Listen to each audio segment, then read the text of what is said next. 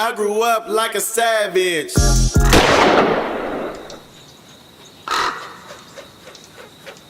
That we saw, that we had, that we could visualize. We didn't have another star. We didn't have a star like Richie Rich was street star. Like I remember seeing Richie Rich and be like, damn. Yeah.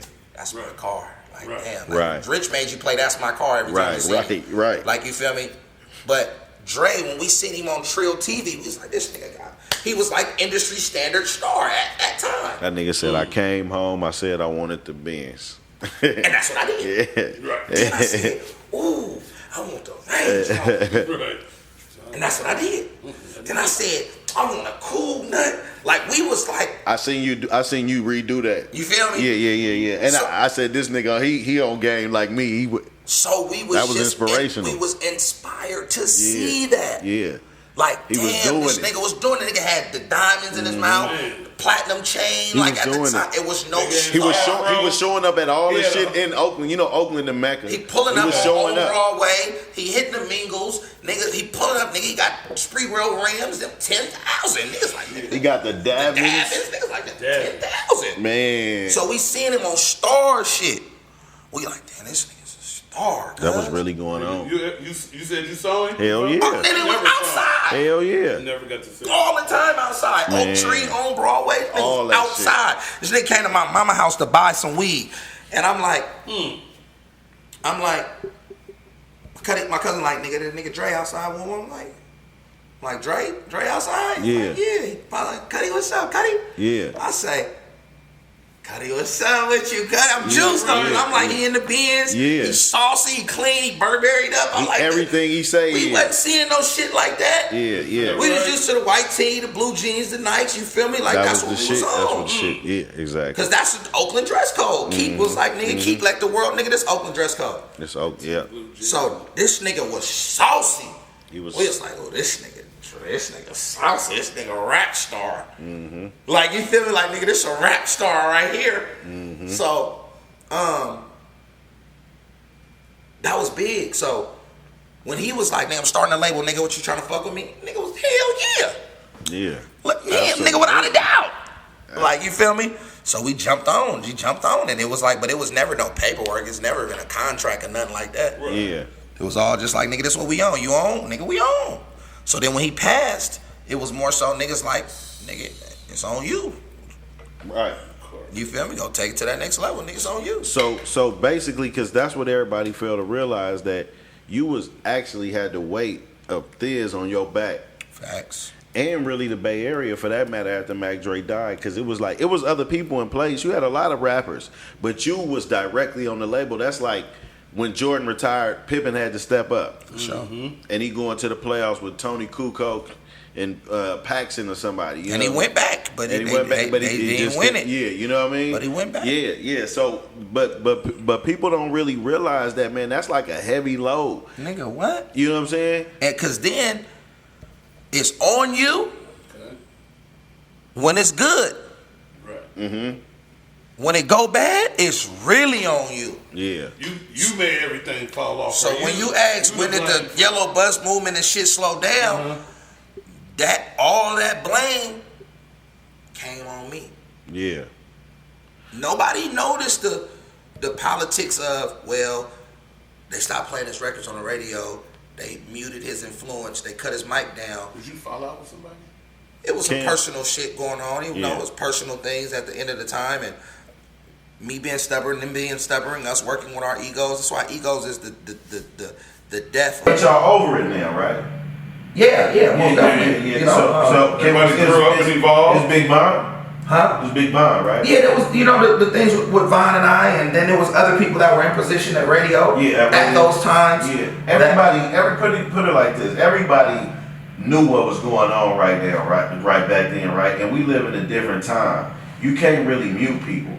You know what I'm saying? No, not now, because now you have so many different outlets. You can do a podcast, you can do a video blog, you can do videos, you can be a YouTuber, you can have so many different ways to be outlets. But at this time, I was on radio, and my influence, a big majority of my radio influence came from being on the radio. Right. So when people stop hearing me on the radio, the first thing they say is, oh, blood fell off. Right. Not knowing that systematically it had been engineered for me to be muted. Yeah, yeah. So as I dove into my community work, that began to maintain my relevancy. Okay. But it made people kind of like just look at me like, what you doing musically? And let's be honest, Right. you was going out and get it though. You was dabbing off into shit like battles and I had to do everything. and doing everything. Like everybody ain't willing to do that. So if you getting That like would make kind the of battles like come basically stronger into the battles after. what? Because wait a They minute, kinda let me music. ask you this before we go to that. How long was you on the radio in San Jose? Well, 94.9 it's in Frisco. I thought this shit was in San It's Jose, the same building as KMEL. but Clear Channel owned it then. Yeah, it's the same. It's the fucking same building. Every day I'm seeing Von every day as I'm going to work. So it's always Clear Channel. Like, this is how crazy it is. This is 94.9. That's KMEL. So me and him are passing every day going to work. Just like. It's like the what's the cartoon where Wile E. Coyote and the Oh, yeah, sheepdog? yeah. Right. Come- They hate each other on Yeah. the field, but Yeah. when it's clock out time, they be like, "What's up, Wally?" Yeah, Mom. yeah. And how old are you at this time though? 25. So that's what people need to understand about this situation too. Even the people involved, you got to always account age. When I look back at Death Row and shit, and I look back at what was going on, I even look at journalists like Kevin Powell and all the people that was perpetuating East Coast, West Coast shit. We talking about We're people young. dying and lives, Kids, man. young. I So was 25 when he died, bro. These are young. see what I'm kids, saying? bro. So for whatever people was mad at you for, and we Right. love Tupac, you know what I'm saying? Whatever people was mad at you for, it's like things you got to get over. Motherfuckers was kids, you know what I'm saying? Even if you was right or wrong, you see what I'm saying? But I remember it was politics, and I'm that much because I'm a rap nerd, you know what I'm saying? So that I'm that much embedded in the culture where I'm like, God damn, they got a problem with Mr. Fab. I remember Too Short. Politics made me I remember when suffer, Too bro. Short went through the same shit. But he only went through it for 16 months, 9 months. I went through it for 10 years. 10 years. And this was a major part of my career, a big chunk out of my career. But yet and still, you got Mr. Fab in battles, like I say, everywhere. You got Mr. Fab dealing with all these different artists all over. You got him in when T-Pain puts all these different artists in his video, he go gets Mr. Fab. You see what I'm saying? When people come in town, they tap in. When Snoop come in town, they tap in. But you was able to do that off of radio in your own city. Right? That's Just crazy. Just moving around, though. That was for me. When they stopped playing me on the radio, then I just started going to every other city. Yeah, and you was betting on yourself. Like, I'm betting on me. I'm Yeah, pulling up. yeah. So is that what made them kind of? They knew our words. They start recognizing your work later on, like Who? Nah, When it you was say them, who you talking about? the radio No, not at all. stations. hell no, Not at all. nigga. No, I'm It saying was- later on. Like, no, that ain't how it. That ain't how it No, went I've down. been- That ain't how it went down? I got banned for. I lost millions and millions of dollars being banned. I got dropped Hell from yeah. the label. I got. I don't necessarily say dropped from the label because I signed a label deal. Yeah. I lost my distribution deal. We would say Yeah. that. I lost millions and millions of dollars on because of that over the course of 10 years. Not having any radio play, that did a lot.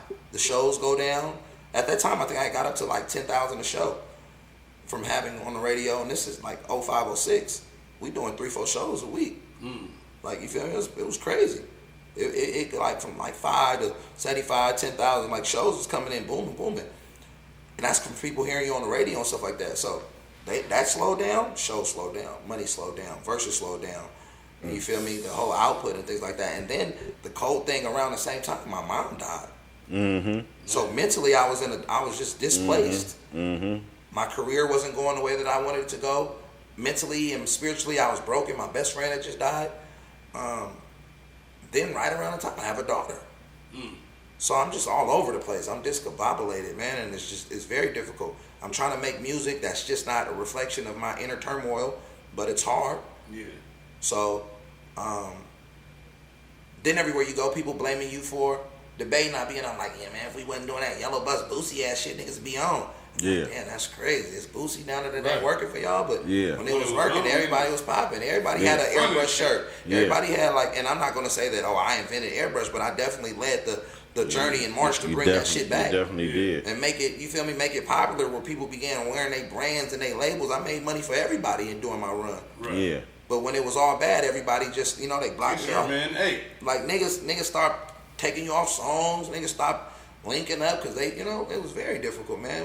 It was a time where it made me look at everyone around me like, damn, who's really your friend? Who's really tied in with you? Who really got your back? Only to find out that it wasn't a lot of people that did, you know. But those that did, till this day, I'm very appreciative of, because they kept me in high grace when everyone else threw my name through the mud.